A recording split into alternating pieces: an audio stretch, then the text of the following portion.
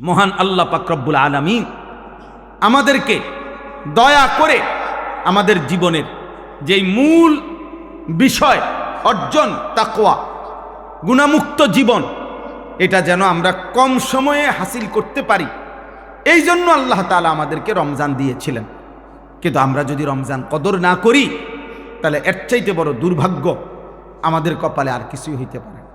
এই জন্য আপনাদের কাছে অনুরোধ, আপনারা আপনাদের ছেলেদেরকে মসজিদমুখী করেন, আপনারা আপনাদের মহিলাদেরকে নামাজের মুসল্লায় বসান, আপনারা আপনাদের মহিলাদেরকে আল্লাহর দোহাই আপনারা বাজার থেকে ফিরান, আপনারা বাজার থেকে ফিরান। খোদার কসম নবীজি বলছে যে পুরুষ জীবিত থাকতে তার অধীনস্থ মহিলা, পুরুষ জীবিত অথচ তার অধীনস্থ মহিলা, স্ত্রী, কন্যা বেহায়া বেপর্দা চলাফেরা করে, আল্লাহর কসম নবীজি ওই পুরুষকে বলছে দাইয়ুস, ওই পুরুষের জন্য জান্নাত হারাম।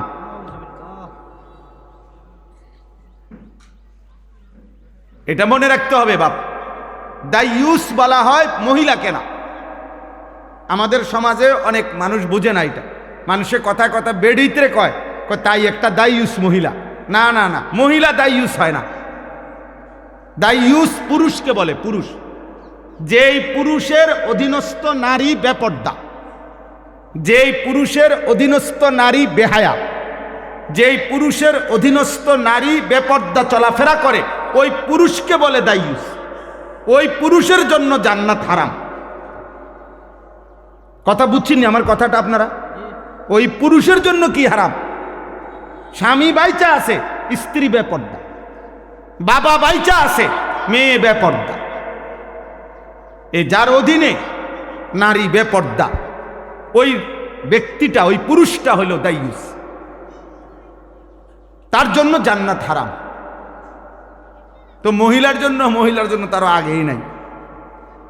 রাসূলুল্লাহ সাল্লাল্লাহু আলাইহি সাল্লাম বলছেন 500 বছরের রাস্তা, 500 বছরের দূরে থাকতেই, জান্নাত থেকে 500 বছরের দূরত্বে থাকতেই কোনো ব্যক্তির নাকে জান্নাতের ঘ্রাণ লাগবে।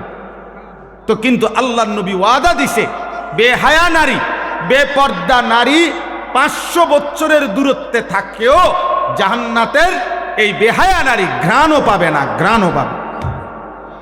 লাম ইয়াজিদনা রিহাল জান্নাহ,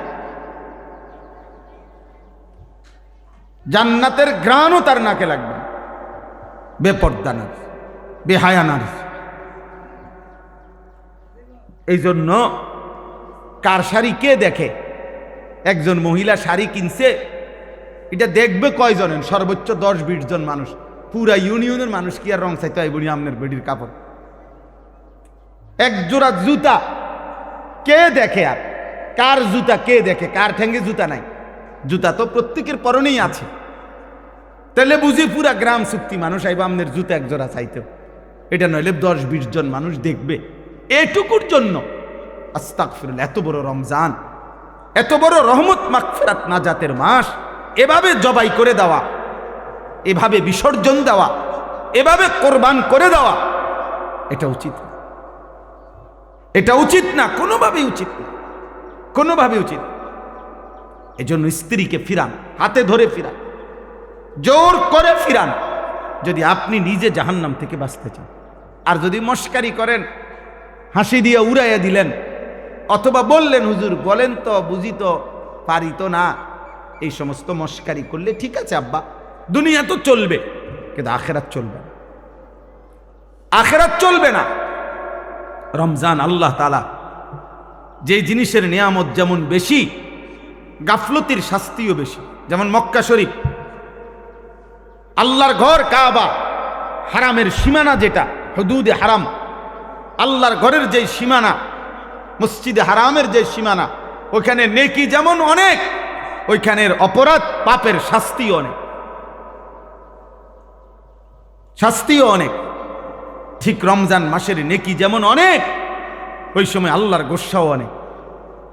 এই জন্য হাদিসের মধ্যে আছে, আল্লাহর নবী সাল্লাল্লাহু আলাইহি সাল্লাম বলছেন, আপনারা বহু শুনছেন ওয়াজে এটা, যে রমজানের শেষ দিন হযরত জিবরাইল আলাইহিস সালাম নবীজির কাছে এসে, নবীজি তখন মিম্বরের মধ্যে উঠতেছিলেন, এই মিম্বরের মধ্যে উঠা অবস্থায় আল্লাহ নবী সাল্লাল্লাহু আলাইহি সাল্লামের কাছে জিব্রাইল আসছে আর আয়েশা শুনাইছে, ইয়া রাসূলুল্লাহ, যে ব্যক্তি রমজান পেল, মান আদরাকা রমাদান, যে ব্যক্তি রমজান পর্যন্ত হায়াত পাইছিল কিন্তু এত বড় রমজানে নিজের গুনাহ মাফ করাইতে পারে নাই, আল্লাহর সন্তুষ্টি অর্জন করতে পারে নাই, আল্লাহ নবী সাল্লাল্লাহু আলাইহি সাল্লামের কাছে জিব্রাইল বলছে, ইয়া রাসূলুল্লাহ, ওই নাফরমানের উপরে আল্লাহর লানত, আমরা ফেরেশতাদের লানত। নবীজি বলছে আমিন, মানে আমি মুহাম্মদেরও লানত। যা তোর উপরে আল্লাহর লানত পড়ুক, তোর উপরে ফেরেশতার লানত পড়ুক, তোর উপরে আমি নবী মুহাম্মদের লানত পড়ুক, লানত তোর উপর। তুই একটা রমজান তবুও টেলিভিশন ছাড়তে পারল না, একটা রমজান তবুও মোবাইল ছাড়তে পারল না, একটা রমজান তবুও বিড়িখানা ছাড়তে পারল না, একটা রমজান তবুও সুদ খাওয়া ছাড়তে পারল না, একটা রমজান তবুও কাস্টমারকে ঠকানো, এই বাটপারি 2 নম্বরই ছাড়তে পারল না, একটা রমজান তবুও কি চুরি চামারি ছাড়তে পারল না, একটা রমজান তুমি মহিলা বেহায়া নারী একটা রমজান মাসে পর্যন্ত বেপর্দা বাজারে ঘুরে ছাড়তে পারল না। না ফরমান, এত বড় অসভ্য মহিলা হয়? মুসলমান নারী এতটা বেয়াদব কেমনে হয়? এতটা অসভ্য কেমনে হয় বলে? এজন্য আল্লাহ রসুল বলছে, জিব্রাইল আয়েশা বলে গেছে, ইয়া রাসূলুল্লাহ, লানত, তার উপরে লানত।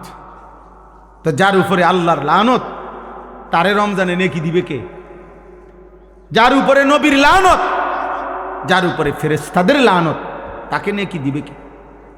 বলে রাসূলুল্লাহ সাল্লাল্লাহু আলাইহি ওয়াসাল্লাম বলেছেন, মান লাম ইয়াদা কাওলা যুর ওয়াল আমালা বিহি ফালাইসা লিল্লাহি হাজাতুন আন ইয়াদা তাআমাহু ওয়া শারাবাহু।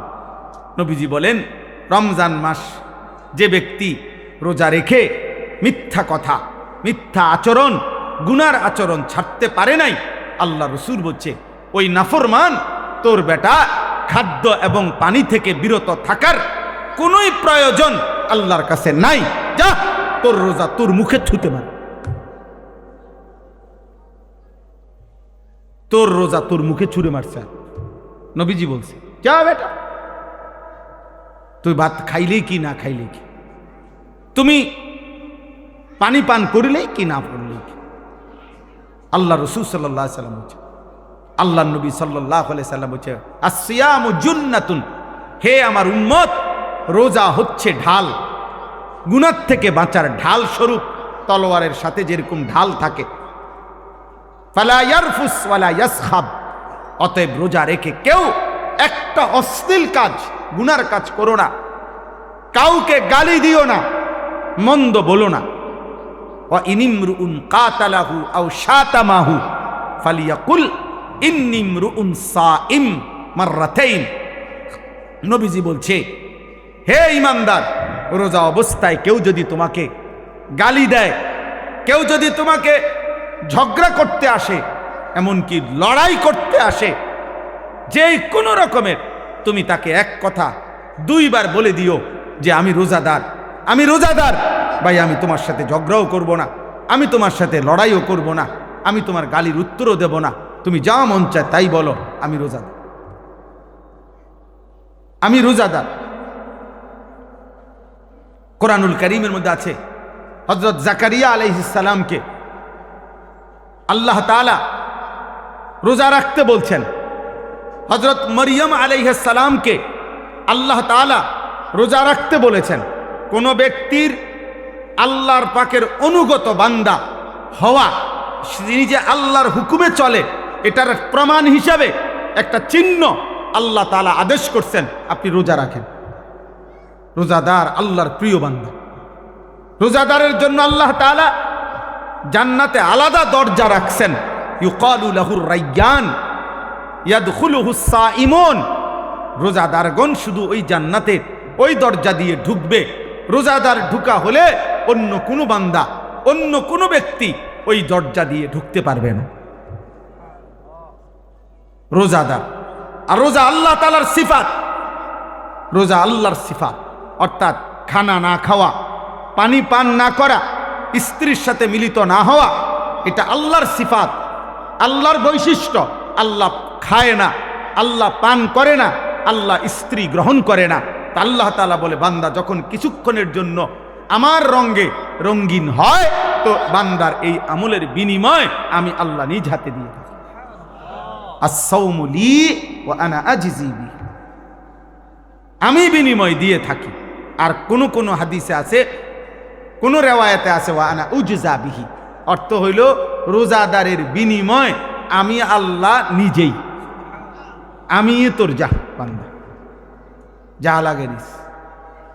কত বড় ফজিলত, কত বড় সুযোগ ছিল, কত বড়। আল্লাহ তাআলা নবী সাল্লাল্লাহু আলাইহি সাল্লামের মাধ্যমে শুনাইছেন এটা।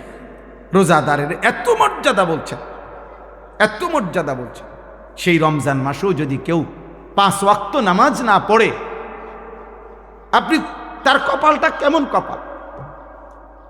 আহ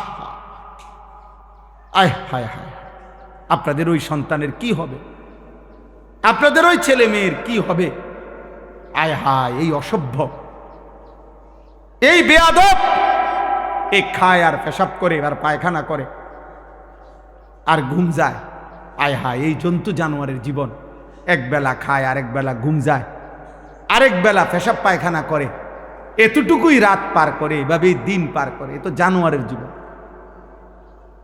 এ তো জন্তু জানোয়ারের জীবন, হাইওয়ানের জীবন, গরু গাধার জীবন। মুমিন মানে তো যে ইবাদত করে, মুসলমান মানে তো যে আল্লাহকে চেনে, ইমানদার মানে তো যে আখিরাতকে চেনে। আরে ওই দিন কিতাবে পড়ছি, একজন বিখ্যাত বুজুর্গ ছিলেন হযরত সুফিয়ান সাউরি রাহমাতুল্লাহ আলাইহি। আশ্চর্য, উনি একদিন ভালো খানা খাইছে, রাত্রেবেলা খানাটা একটু বেশি খাইছে, স্বাদ লাগছে, তো খাইয়াই আবার খানা খাইয়া বলতেছে, হায় শোনো, যেই গাধাকে বেশি খাওয়ায় মালিক তার থেকে কাজও বেশি নেয়।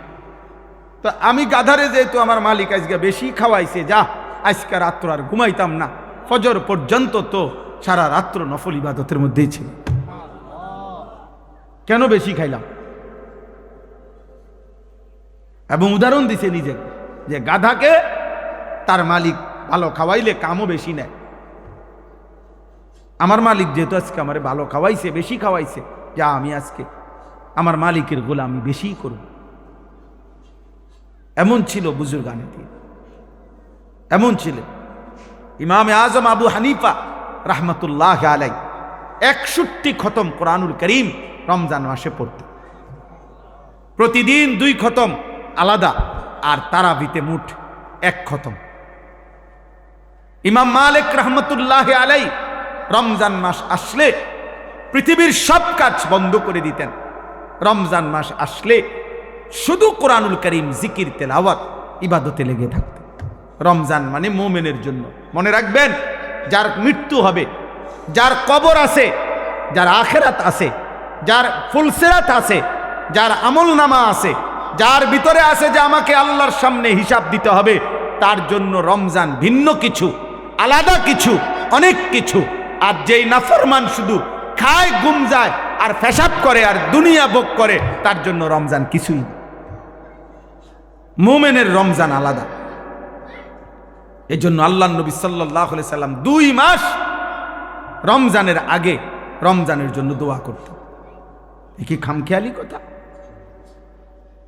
এত আশা করতেন কেন? এত আশা করতেন, এই জন্য আমি লম্বা করতে চাই না। আমার কথা এটাই, আপনাদের প্রত্যেকের কাছে, ছেলেরা, বাবা তোমাদের কাছে, আব্বা তোমরা এমন সুন্দর জীবন নষ্ট করো না। সারা পৃথিবী উত্তপ্ত, বারবার কিন্তু ধাক্কা লাগে। মনে রাখো ভাই, সুখের জীবন কমে আসতেছে, ফুর্তির জীবন কমে আসতেছে।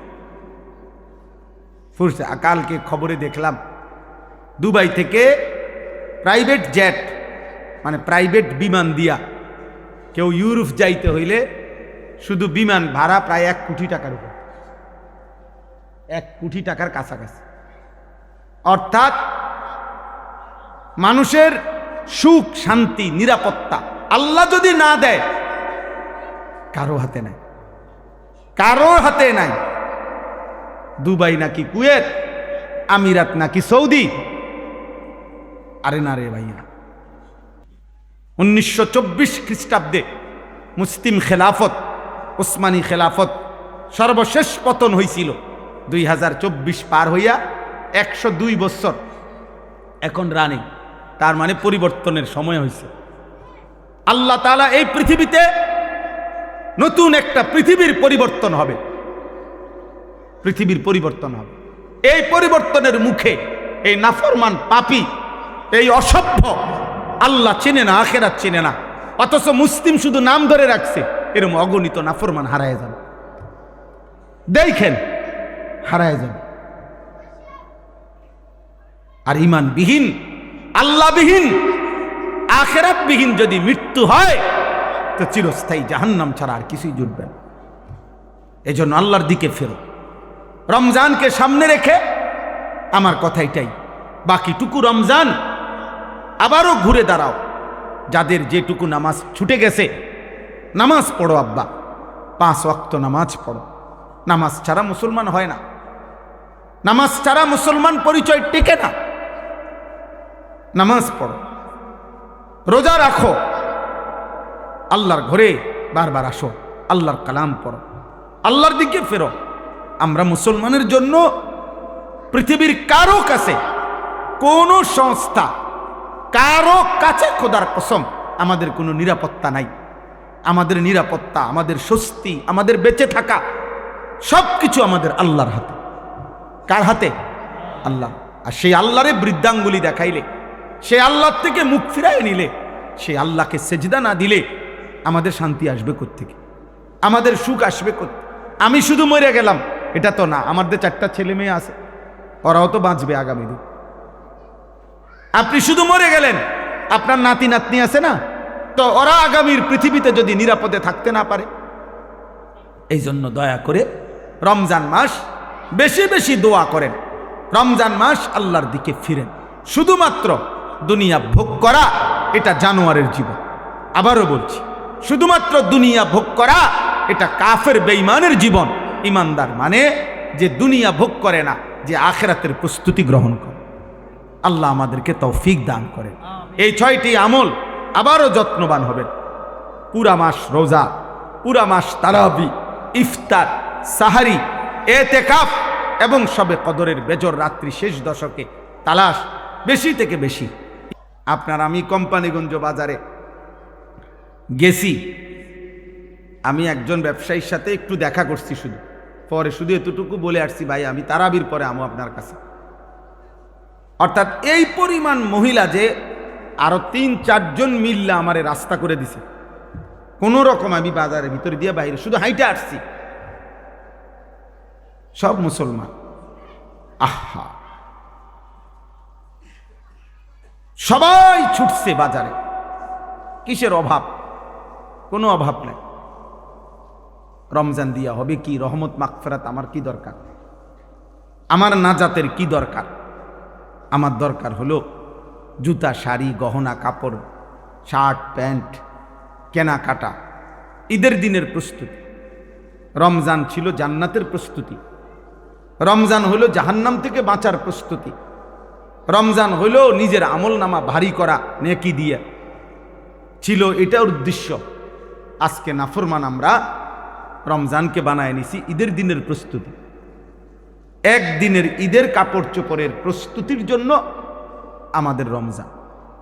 পুরা একটা মাস কেনাকাটা করে ঈদের দিনের একদিনের জুতা, শাড়ি, জামা, কাপড়, গহনা মানুষকে দেখাবার জন্য। এর চাইতে বড় দুর্ভাগ্য, বদনসিব আর কি হইতে পারে? কোনো কিছু দিয়েই যেন আল্লাহ তাআলা যেন বলছে, বান্দা আমি একটি আমলকে 70 গুণ বানায় দিলাম। আমি আল্লাহ তাআলা আলাদা 6টি ইবাদত রমজানকে উপলক্ষ করে আরো অতিরিক্ত দিলাম। সারা বছরের ইবাদতের সাথে রমজান মাসে আল্লাহ তাআলা আমাদেরকে আরো 6টি ইবাদত অতিরিক্ত দিয়েছেন। 1 নাম্বার পুরা 1 মাস রোজা, 2 নাম্বার পুরা 1 মাস তারাবি, 3 নাম্বার পুরা 1 মাস ইফতার, 4 নাম্বার পুরা 1 মাস সাহারি মানে শেষ রাত্রের খাবার, 5 নাম্বার রমজান মাসের শেষ দশকের এতেকাফ, মসজিদের এতেকাফ, 6 নাম্বার রমজান মাসের শেষ দশকের বেজর রাত্রিগুলোতে শবে কদর। আল্লাহ তাআলা বলেন এই 6টি ইবাদত দিছি আমি অতিরিক্ত রমজান মাসে, এবং প্রত্যেকটার পিছনে এটা লিখে দিছি, বলে দিছি আমার নবীর জবান দিয়া, প্রত্যেকটার মধ্যে বান্দা আগ্রহী হবে তার পিছনের গুনাহ মাফ হবে। রমজানের রোজা রাখলো, পিছনের গুনাহ মাফ। রাত্রিবেলা তারাবি পড়লো, পিছনের গুনাহ মাফ। শবে কদর তালাশ করলো, পিছনের গুনাহ মাফ। এইভাবে গুনাহ মাফ করবে। তা আল্লাহ তাআলা বলেন বান্দা, একে তো আমি আল্লাহ ভাগ করে দিলাম 1 দশক রহমত, মধ্য দশক মাগফিরাত, শেষ দশক নাজাত, জাহান্নাম থেকে মুক্তি। এক একটা আমলকে 70 গুণ বেশি বাড়ায় দিলাম। এরপরে আমি আল্লাহ তাআলা প্রত্যেকটা অতিরিক্ত আমলের বিনিময়ে পিছনের গুনাহ মাফ করে দিলাম। এত কিছু দিয়েও নাফরমানের মন গলাইতে পারে না, বরং তার কথা হলো যত কিছুই বলেন আল্লাহ, আমি এর সাথে নাই। আমার এক কথা, আমি সারা বছর আমি মোবাইলে আসক্ত, আমি নারীতে আসক্ত, আমি ছবিতে আসক্ত, আমি বাজার মার্কেট শপিংয়ে আসক্ত। আমার জীবন আমার মতো, আপনার কথা মতো না, আপনার কথা মতো। আহা, আফসোসের বিষয়। রাসূলুল্লাহ সাল্লাল্লাহু আলাইহি ওয়াসাল্লাম প্রত্যেক রমজানে, বুখারী শরীফের হাদিস, প্রত্যেক রমজানে হযরত আব্দুল্লাহ ইবনে আব্বাস রাদিয়াল্লাহু তাআলা আনহুমা তিনি বর্ণনা করছেন, প্রত্যেক রমজানে প্রতি রাত্রে হযরতে জিবরাইল আলাইহিস সালাম আমাদের নবীজি সাল্লাল্লাহু আলাইহি সাল্লামের কাছে আসতেন, আর এসে বিগত বছর পর্যন্ত যেটুকু কোরআন নাজিল হইছে এ প্রত্যেক রাত্রে পূর্ণ কোরআন একবার জিবরাইল নবীকে শুনাইতেন, আরেকবার নবীজি জিবরাইলকে শুনাইতেন। এইভাবে প্রতি রাত্রে আলাদা, এটা তারাবিতে না, তারাবির বাহিরে 2 খতম কোরআন শরীফ, 1 খতম জিবরাইল নবীজিকে শুনাইতেন, আরেক খতম নবীজি জিবরাইলকে শুনাইতেন। এইভাবে কোরআন তেলাওয়াত করতেন। তারাবির নামাজে আবার পৃথক আল্লাহর কোরআন পূর্ণ লম্বা তেলাওয়াত করতেন। মাগরিবের নামাজের পরে আউয়াবিন 6 রাকাত ওইখানে তেলাওয়াত করতেন। তাহাজ্জুদের নামাজে 8 রাকাত সেখানে তেলাওয়াত করতেন। 5 ওয়াক্ত নামাজে কোরআনুল করিম লম্বা তেলাওয়াত করতেন। পুরাটা রমজান এভাবে আল্লাহর নবী সাহাবায়ে কেরাম আল্লাহর কোরআন তেলাওয়াত করতেন। আর আমরা 27টা রাত্র মিলাইয়া মাত্র 1 পারা করে কোরআন শরীফ ইমাম সাহেবের পিছনে দাঁড়াইয়া পড়বে না, উনি শুধু দাঁড়াইয়া হাফেজ সাহেব খতমে কোরআন পড়বে, উনি শুধু পিছনে দাঁড়াইয়া তারাবির নামাজে শুনবে, শুধু 1 পারা ডেলি। 27 দিনে মিলাইয়া 1 খতম কোরআন শরীফ হবে। দুর্ভাগা বদনসিবের কপালে এটাও জোটে। এইটুকু পড়ার মতো শুনবার শুনবে, এই ধৈর্যটুকুও লক্ষ মুসল্লির নাই। ওনার শরীরে কুলায় না, ওনার শরীরে শুধু বিড়ি খানাটা কুলায়, ওনার শরীরে শুধু চা দহনে গপ মারন আর টেলিভিশন দেখুন আর বেডিতের লগে বাচ্চা কাচ্চার লগে গপ মারন, এটা শরীরে কুলায়। বুঝেন নাই কথা? 40 মিনিটের কাজ 50 মিনিটের সময়, ধৈর্য কুলায় না। না পারতাম না, এক কথা শেষ। কি লেগে পারতাম না? লক্ষ লক্ষ হাজার হাজার মসজিদে খতমে তারাবি হয় না। খতমে তারাবি ওই 20 মিনিট 20 রাকাত টার্গেট দিয়ে দিছে, যত তাড়াতাড়ি পারবেন। আপনি বুঝানোরও দরকার নাই, আমরা মুসল্লি বুঝারও দরকার নাই, ফেরেশতা বুঝারও দরকার নাই, জিনে বুঝারও দরকার নাই, কেউই বুঝার দরকার নেই। কারণ এটা তো আসলে কোনো কিচ্ছু না, এটা দিয়ে কিচ্ছু হইতে যাইতো না। এই জন্য নাউযুবিল্লাহ। এই জন্য ভাই আমার কথা এটাই যে আমরা, আর দ্বিতীয়ত নারী যারা মহিলা, প্রত্যেক মহিলা আপনার তারও কমপক্ষে মৌলিকভাবে তার জিম্মাদারি যে এক নাম্বার হলো সে একজন নারী, তো তার নিজের উপরে আল্লাহর হুকুম কি কি, রাসূলের হুকুম কি কি, এটা জানা এবং পালন করা, এটা তার দায়িত্ব। 2, সে স্ত্রী, দ্বিতীয়ত সে স্বামীর সংসার করে, অতএব স্বামীর পরিবার, স্ত্রী হিসাবে তার দায়িত্ব কি, এটা যথাযথভাবে আদায় করা, এটা তার আজীবনের জিম্মাদারি। 3, সেও অভিভাবক, অর্থাৎ বাচ্চার মা, তাহলে সন্তানকে লালন পালন করা এবং বাচ্চাদেরকে দিন শিখানো, আল্লাহ চিনানো, এটাও নারীর দায়িত্ব। তাহলে নারীরও মূল মৌলিক দায়িত্ব 3টা। এক, সে একজন মহিলা, কন্যা, নারী, এই আলোকে তার উপরে আল্লাহর হুকুম বিধান কি এটা জানা বুঝা। দ্বিতীয়ত হলো সে একজন স্ত্রী, এই হিসাবে স্বামীর সংসারে তার জিম্মাদারি কি এটা জানা এবং পালন করা। তৃতীয়ত হলো সে একজন মা, বাচ্চার সন্তানদেরকে আল্লাহ চিনানো, আখেরাত চিনানো, তাদেরকে দিন মানানো, আল্লাহর সাথে পরিচয় করানো, তাদেরকে ঈমান ইসলামের উপরে আগলাইয়া রাখা, এটা দায়িত্ব তার। এতটুকু দায়িত্ব যদি কোনো পুরুষ কিংবা নারী ভুলে যায়, তার আর মুসলমান কি রইল, আর আখেরাত কি হলো? এজন্য আমরা এই ওয়াজ মাহফিল, দিনে হোক রাতে হোক, সারা বছর আমরা এটা বুঝাইতে চাই যে আপনি আপনার দায়িত্ব বুঝে নেন, আপনি আপনার কর্তব্য বুঝে এরপরে ওই আলোকে আপনি আপনার কাজ করেন। আপনাকে বাজার, ব্যবসা, ঘর সংসার, স্বামী স্ত্রী কোনো কিছুই নিষেধ করে নাই ইসলাম, এগুলো তো আল্লাহই দিয়েছেন, নিষেধ করবে কেন? এই পৃথিবীর যত উপার্জন, এই পৃথিবীর যত আয়োজন, সব তো আল্লাহরই দেওয়া, তা আল্লাহ নিষেধ করবে কেন? শুধু আল্লাহ তাআলা বলছেন তুমি আমার আদেশ নিষেধের প্রতি খেয়াল করো, আমার বিধিবিধানের প্রতি খেয়াল করো, এতটুকুই চাইছেন আল্লাহ, এতটুকুই চাইছেন। যা পালন করতে বলেছি তা পালন করো, যা নিষেধ করেছি তা বর্জন করো। এই আদেশ পালন করা, নিষেধ বর্জন করা, এটাই শরীয়ত, এটাই ইবাদত, এটাই নেক আমল, এটাই আমলে সালেহ, এটাই তাকওয়া। তাকওয়া আল্লাহ তাআলা কোরআনুল কারীমের মধ্যে একজন ঈমানদারের কাছে এটাই চাইছেন, তোমরা আল্লাহর ইবাদত করো, তোমরা আল্লাহর দ্বীন মানো, তোমরা তাকওয়া অবলম্বন করো, তোমরা আমলে সালেহ নেক আমল করো। তো এই সবটা কথার অর্থ কি? ইয়া আইয়ুহাল্লাযীনা আমানুত্তাকুল্লাহ ওয়া মা খালাকতুল জিন্না ওয়াল ইনসা ইল্লা লিয়াবুদুন। আমার ইবাদত, তাকওয়া, নেক আমল, ফামান কানা ইয়ারজু লিকা রাব্বিহি ফালিয়ামাল আমালান সালিহা। যে জান্নাত চায়, আল্লাহর সাক্ষাৎ চায়, আল্লাহ বলেন সে যেন নেক আমল করে। আল্লাহ বলছেন হে ঈমানদার, আল্লাহকে ভয় করো, তাকওয়া অবলম্বন করো। আল্লাহ তাআলা বলছে আমি সৃষ্টি করেছি ইবাদতের জন্য। ইবাদত কি, তাকওয়া কি, নেক আমল কি? এই দুই কথা, যা আদেশ তা পালন করা, যা নিষেধ তা বর্জন করা। তারকুল মুনকারাত ফি'লুল খায়রাত, এটাই তাকওয়া, এটাই ইসলাম।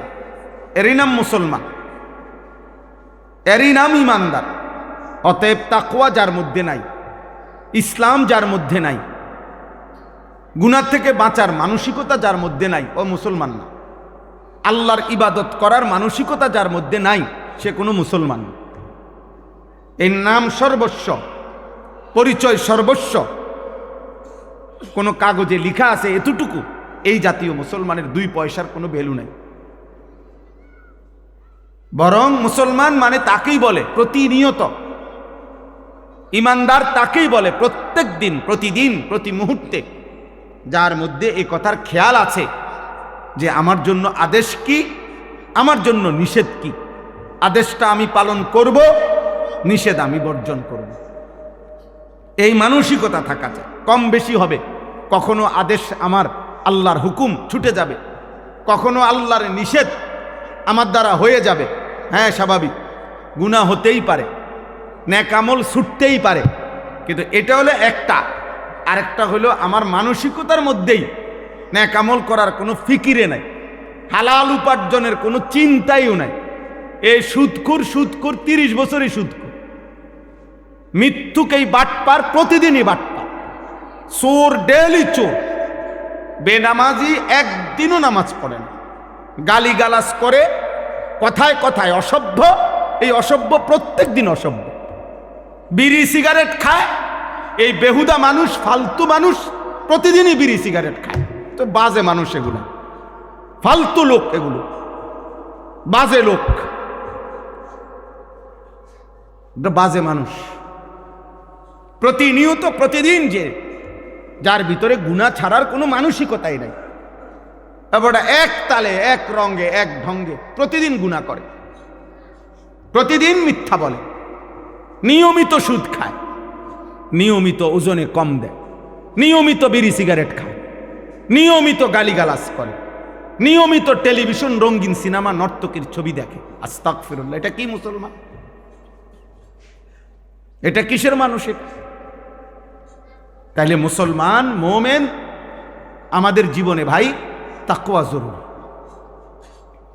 তাকওয়া জরুরি। আল্লাহ তাআলা ইমানদারের কাছে এটা চেয়েছেন।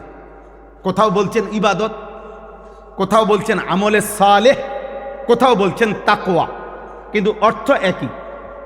আদেশগুলো পালন করো, নিষেধগুলো কি করো? বর্জন করো, খালাস। বলে আমি সব পারবনি, আপনাদের কইছিনি সব পারতেন, আপনি শুরুও না করবেন, আপনি চেষ্টাও না করবেন, তৌফিক আল্লাহ না দিবে। আপনার ভিতরে তো চেষ্টাই নাই। 365 দিন, 1 বছর এক তালে মিথ্যা বলে কেমনে?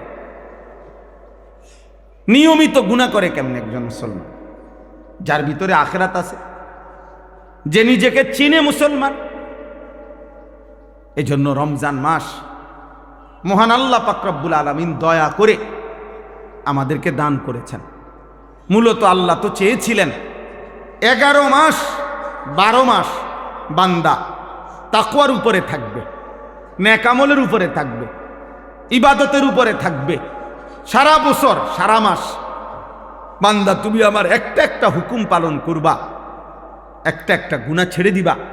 আমি তো এটা প্রতি মাসেই তোমার কাছে চাইছিলাম, কিন্তু আচ্ছা ঠিক আছে যাও, শয়তানের খপ্পরে পড়ে, নফসের ধোকায়, মনের হারাম চাহিদায় পড়ে, অসৎ পরিবেশ, অসৎ সংঘের কারণে পড়ে হতে পারে তুমি 11 মাস আমি আল্লাহর কথায় কোনো গুরুত্ব দিতে পারো নাই, ঠিকমতো ইবাদতগুলো করো নাই, ঠিকমতো গুনাহ বর্জন করো নাই। তো ঠিক আছে বান্দা, সব বাদ দাও, আমি আল্লাহ একের সব বাদ দিলাম। আমি শুধু প্রতি বছর আমি আল্লাহ তাআলা তোমাকে এই একটা মাস দিলাম, রমজান মাস, যাও সব বাদ দিয়া তুমি গুনাহ আইয়ামাম মা'দুদাত, একেবারে গুনাহ হিসাব করা এই একটি মাস শুধু গুনাহ বর্জন করো, একটি মাস শুধু আমি আল্লাহর হুকুম পালন করো। তো 11 মাসে বা 12 মাসে আমি তোমাকে যেই তাকওয়া দিতাম, মুত্তাকি বানাইতাম, এটা আমি কমাই আনলাম। 1 মাসেই আমি আল্লাহ গুনাহ ছেড়ে দিলে, নেক আমল করলে আমি তোমাকে মুত্তাকি বানিয়ে দেব। 1 মাসেই যাও, ঠিক আছে, তবুও নেও, তবুও ভালো হও, তবুও নিজেকে সাজাও, আল্লাহকে ছেড়ো না, আল্লাহকে ছাইরো না, আল্লাহকে ছাইরো না এই মুহূর্তে পৃথিবীতে। তাইলে মূলত দোস্ত, সুখ, শান্তি, নিরাপত্তা, অসংখ্য মানুষ মনে করে আমার বাপ বিদেশ, ভাই বিদেশ, আমার পরিবারে টাকা পয়সা আছে। ঠিক কখন, কোন দিন, 1 ঘন্টার সিদ্ধান্তে, মালিকের ইচ্ছায় সব যে এলোমেলো হয়ে যাবে, তছনছ হয়ে যাবে। রাজপ্রাসাদের ব্যক্তিটা যে ভিক্ষার থালা হাতে নিবে, তার তো কোনো নিশ্চয়তা নেই, তার তো কোনো নিশ্চয়তা নেই। কিন্তু আমরা এটা বুঝতে চাই না। আমাদের ছেলেপেলেরা এমন মাতাল, 24 ঘন্টা এরা এদের মাতলামিতেই আছে, এরা এদের মোবাইল, এদের চুল, চেহারা, এদের বেনামাজি জিন্দিগি, অসভ্য জিন্দিগি, এরা এদের অসভ্যতা নিয়েই আছে। কোনো কিছুতে এদের কোনো ডর ভয় কিচ্ছু নাই। কিসের যুদ্ধ, কিসের হামলা? ইব্রাহিম ওয়ালা আলি ইব্রাহিম ইন্নাকা হামিদুম মাজিদ সুবহানাকা লা ইলমা লানা ইল্লা মা আল্লামতানা ইন্নাকা আনতাল আলিমুল হাকিম। আলহামদুলিল্লাহ, আল্লাহ পাক রব্বুল ইজ্জত জুল জালাল ওয়াল ইকরামের ফজল কারাম, রব্বুল আলামিনের ইহসান, মেহেরবানি, দয়া, আল্লাহ তাআলা আমাদেরকে আজ 5 মার্চ 2026 রোজ বৃহস্পতিবার 15 রমজান 1447 হিজরি, বিবাড়িয়া জেলা নবীনগর উপজেলাধীন আলিয়াবাদ আজকের এই জাহেরা খাতুন হাফিজিয়া মাদ্রাসা, আল্লাহ তাআলা আমাদেরকে ইফতার মাহফিলের আয়োজনে অংশগ্রহণ করার তৌফিক দান করেছেন। আলহামদুলিল্লাহ। আলহামদুলিল্লাহ। যে কয়েকজন ছেলে ভাই দাঁড়ায় আছো তোমরা বসো। এই ছেলে এনে বসো, একজনও দাঁড়ায় থাকা যাবে না, আর নাই তো চলে যাইতে হবে। বসতে অসুবিধা হইলে বাইরে চলে গেলে ভালো। বউ ভাই বউ, একজনও দাঁড়াবে না, দাঁড়ায় শুনলে সুন্দর হয় না। এরপরে মোবাইলগুলো বন্ধ করে দেন, হাতের মোবাইল যেগুলো, হাতে মোবাইল ধরে রেকর্ড করবেন না, এমনি শুনেন, এমনি আমাদের দিকে তাকাইয়া এরপরে শুনেন। চোখের দিকে তাকাইয়া শুনলে বরকত হয়, কম শুনলেও ভালো হয়। মোবাইলে শুধু শুধু অনেকগুলো ওয়াজ জমাইয়া তেমন কোনো ফায়দা নেই। সবার মোবাইলেই ওয়াজ আছে, সব বক্তাদের ওয়াজে আছে। মোবাইলে যত ওয়াজ পূর্ণ করা হোক, আখেরাতের কোনো ফায়দা নেই। নিজের কলিজায় দিলে নিজের মধ্যেই আল্লাহর কথা ঢুকানো উচিত। এজন্য ইনশাআল্লাহ যদি অল্প হোক মনোযোগ দিলে বরকত হবে। কোরআনুল কারীমের মধ্যে আল্লাহ তাআলা বলছেন, ইন্না ফি যালিকা লা যিকরা লিমান কানা লাহু কলবুন আও আলকাস সামআ ওয়া হুয়া শাহীদ। 3টা জিনিস যে একত্র করে, 1 নাম্বার অন্তর, 2 নাম্বার কান, 3 নাম্বার হলো নিজে উপস্থিত অর্থাৎ চোখ। তো যে ব্যক্তি চোখ, কান এবং দিল একসাথ করে শুনে মনোযোগ দেয়, আল্লাহ বলছে নিশ্চয়ই তার জন্য আমার কোরআনের মধ্যে উপদেশ রয়েছে। সুবহানাল্লাহ। আস্তে আওয়াজ করো, আস্তে, একদম আওয়াজ কম করো। তো তার জন্য উপদেশ রয়েছে। তাইলে বোঝা গেল উপদেশ অর্জনের জন্য, হাসিলের জন্য আমার দিল, আমার কান, আমার চোখ একসাথ করতে হবে। এই জন্য উপদেশ হাসিল হওয়া একটা বিষয়, আর এমনি ওয়াজ শোনা আরেকটা বিষয়। কারো অনেকেই অনেক ওয়াজ শুনে, এমনিতে শুনে আর কি, যার যেটা ভাল লাগছে তো একটু আধটু শুনছে। আরেকটা হলো না, আমার জীবনের জন্য আমি কিছু গ্রহণ করেছি, আমি কিছু অর্জন করতে চাই আল্লাহর কথা থেকে, তাদের শোনা ভিন্ন রকমের হয়। তারা ফিকির করে যে আমাকে কি বলছেন, তারা ভাবে আমাকে আল্লাহ কি বলছেন। কোরআনুল কারীমের মধ্যে আল্লাহ তাআলা বারবার বলছেন, ফাতাবিরু ইয়া উলিল আবসার, হে আমার চোখওয়ালা বান্দারা তোমরা ভাবো। ফাতাবিরু ইয়া উলিল আলবাব, হে বিবেক বুদ্ধি সম্পন্ন বান্দারা তোমরা ভাবো। এই ভাবতে বলছে আল্লাহ তাআলা, বলছে ভাবো। আল্লাহ কোরআনুল কারীমে বলছে ফানজুরু, তোমরা লক্ষ্য করো। কাইফা কানা আকিবাতুল মুকাদ্দিবিন, যুগে যুগে মিথ্যাবাদীদের পরিণতি কি হয়েছে। ফানজুরু কাইফা কানা আকিবাতুল মুফসিদিন, দুনিয়াতে যারা ফিতনা ফাসাদ বিশৃঙ্খলা অন্যায় জুলুম করেছে তাদের পরিণতি কি হয়েছে তোমরা দেখো। ফানজুরু কাইফা কানা আকিবাতুল মুনদারিন, যুগে যুগে যাদেরকে আল্লাহর ভয় দেখানো হয়েছে অথচ তারা পাত্তা দেয় নাই, তাদের পরিণতি কি হয়েছে তোমরা দেখো। ফানজুরু কাইফা কানা আকিবাতুল লাযিনা মিন ক্বাবলিহিম, তোমাদের পূর্ববর্তীদের পরিণতি কি হয়েছে তোমরা দেখো। এই আল্লাহ তাআলা বলছে দেখো, তুমি বুঝো, তুমি ভাবো, তুমি ভাবো।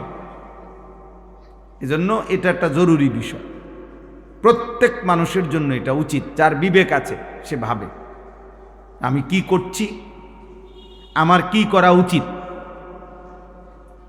আমি আছি কোথায়, যাব কোথায়, আসলাম কোত্থেকে, আমার আসলে দায়িত্বটা কি, আমার আসলে করণীয়টা কি। যেমন মনে করেন একজন পুরুষের মৌলিকভাবে তিনটা পরিচয় আছে। যেমন আমি আনিসুর রহমান, এখন আমার তিনটা মৌলিক পরিচয়। এক, আমি ব্যক্তি, মানে আমি নিজে ব্যক্তি হিসাবে আমি একজন, তো আমার দায়িত্ব হলো খেয়াল করা এই আমি ব্যক্তির উপরে আল্লাহর বিধান কি কি, রসুলের বিধান কি কি, কোনটা আদেশ কোনটা নিষেধ, এইটা আমি আমার জীবনে বাস্তবায়ন করা, এটা আমার দায়িত্ব। 2 নাম্বার হলো আমি একজন অভিভাবক, এটা আমার একটা জিম্মাদারি। আমার অধীনে কিছু মানুষ আছে, আমার স্ত্রী, আমার 4 জন ছেলে মেয়ে, আমার একজন গাড়ির ড্রাইভার, আমার একজন খাদেম ছেলে আছে, আমার মাদ্রাসা আছে, সেখানে 34 জন শিক্ষক কর্মচারী আছে, প্রায় 500-র মতো ছাত্র আছে, এরা আমার অধীনে, আমি এদের অভিভাবক। এদের প্রত্যেকের ঈমান আমল আখেরাত হালাল হারাম পাক নাফাক আল্লাহ রসুলের বিধিবিধান মানে না না মানে এটা খেয়াল করা, এর জন্য যথোপযুক্ত ব্যবস্থা করা, এর জন্য সর্বাত্মক চেষ্টা করা, তাদেরকে আল্লাহর উপরে ইবাদতের উপরে রাখার জন্য এটা আমার দায়িত্ব। এর জন্য আমাকে আল্লাহর কাছে জবাবদিহি করতে হবে। 3 নাম্বার হলো আমি একজন উপার্জনকারী, অর্থাৎ পুরুষ মাত্রই উপার্জন করে, কামাই রোজগারি করে, জীবন চলতে গিয়ে উপার্জন করে, চাকরি হোক, ব্যবসা হোক, দেশে থাইকা হোক, বিদেশ থাইকা হোক, কৃষি হোক, ক্ষেত খামার হোক, যেমনি হোক পুরুষ মানুষ রোজগার করে, তাহলে আমি একজন উপার্জনকারী। এক্ষেত্রে আমার দায়িত্ব 2টা জিনিস লক্ষ্য রাখা। 1, যা উপার্জন করছি তা হালাল কিনা। 2, যা খাচ্ছি বা খাওয়াইতেছি পরিবারকে তা হালাল কিনা। আকলে হালাল কাসবে হালাল, আমার উপার্জনটা হালাল কিনা, খাবারটা হালাল কিনা, এই 2টা খেয়াল কর। তাইলে এই 3 জিনিস বিবেকবান পুরুষ মুসলমান তার জিম্মাদার। 1, আমি আনিস, আমার উপরে আমার আল্লাহর হুকুম কি, আমার রাসূলের হুকুম কি, আদেশটা কি, নিষেধটা কি, সেটা ঠিকমতো পালন করা। আমার অধীনস্থ যতজন ওদের ঈমান আমল আখেরাতের ফিকির করা আমার দায়িত্ব। আমি যা রোজগার করি যেভাবেই হোক, তো সেটা 1 নাম্বার হালাল কিনা, এবং যা খাই তা হালাল কিনা। এই বিষয়ে যে যত্নবান না, তারা সংসার করে ঠিক, জীবন চলে ঠিক, কিন্তু এলোমেলো, নিজের জীবনে আল্লাহ নাই, রাসূল নাই, আখেরাত নাই, পরকাল নাই, স্ত্রী একদিকে, জিফুত একদিকে, সবাই সবার মতে এমনি মুখে মুখে বলে আর পরিবার, ফুতে কয় আর হাবড়া আমার আব্বা, কিন্তু আব্বা আব্বার মতো, ফুতে ফুতের মতো, স্বামী স্বামীর মতো, স্ত্রী স্ত্রীর মতো, ছেলে ছেলের মতো, মেয়ে মেয়ের মতো। প্রত্যেকের পছন্দ আলাদা, প্রত্যেকের চলাফেরা আলাদা, প্রত্যেকের রুচি আলাদা, প্রত্যেকের জীবন চলা আলাদা।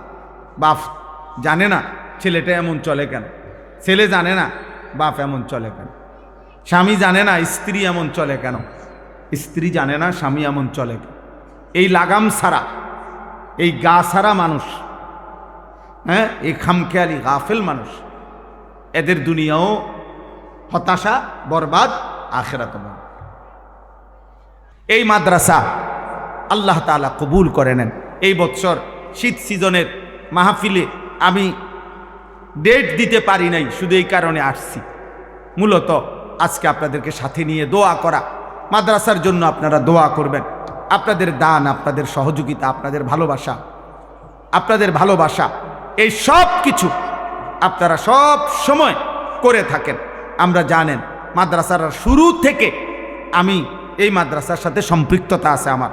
হাজী সাহেব আমরা একসাথে এবারও এই রবিবার দিন আমরা আল্লাহর ঘর থেকে উমরার সফর করে আমি, হাজী সাহেব এবং তামিম ওনার ছেলে, আমরা প্রায় 101 জন আমার শায়েখ আল্লামা মুফতি মুশতাকুন নবী কাসেমি হজরতের সাথে উমরায় গেছিলাম। রবিবার দিন আমরা আসছি। তো এই জন্য আমরা এই মাদ্রাসার কথা হাজী সাহেব সেখানেও বারবার বলছেন আমাদের কাছে, আমরা আপনাদের জন্য দোয়া করি, এই মাদ্রাসার জন্য দোয়া করছি। এই জন্য আপনাদের সবার কাছে অনুরোধ, মাদ্রাসার পাশে থাকবেন, মাদ্রাসাকে ভালোবাসবেন, বলেন ইনশাআল্লাহ।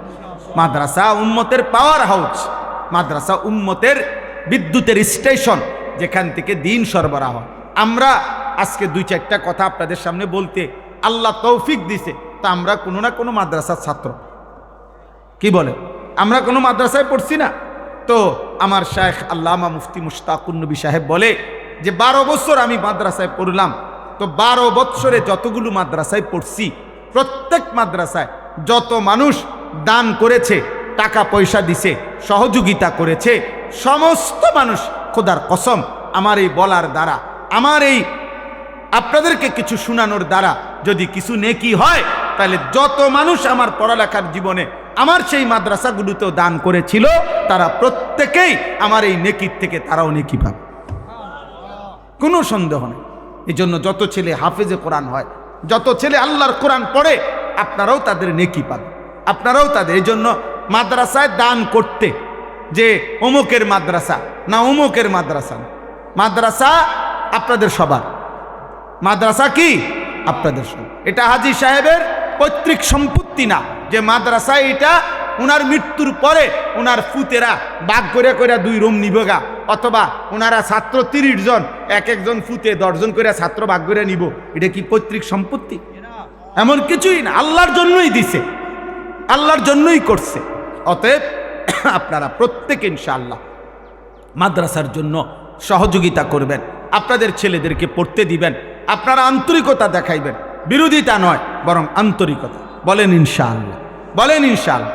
আজকেও রমজানের এই বরকতময় মাসে আপনারা প্রত্যেকে, আপনাদের কাছে আমাদের ছেলেরা যাইতেছে, দয়া করে প্রত্যেকে আপনারা আপনাদের পকেটে হাত দেন, মাদ্রাসার জন্য যেটুকু হয়, যার যেটুকু সুযোগ হয় আপনারা সহযোগিতা করেন, আল্লাহ বরকত দেবে।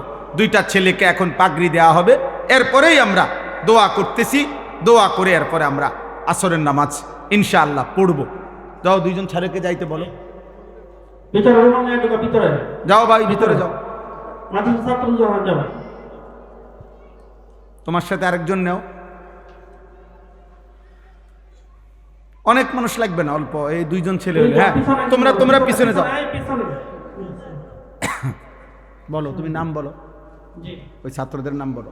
সম্মানিত উপস্থিতি, 2026 সনে আমাদের জাহারাকাতুল ইসলামিয়া হাফিজিয়া মাদ্রাসা থেকে 2 জন ছাত্র হ্যাফজ শেষ করেছে, আলহামদুলিল্লাহ। আমাদের আজকে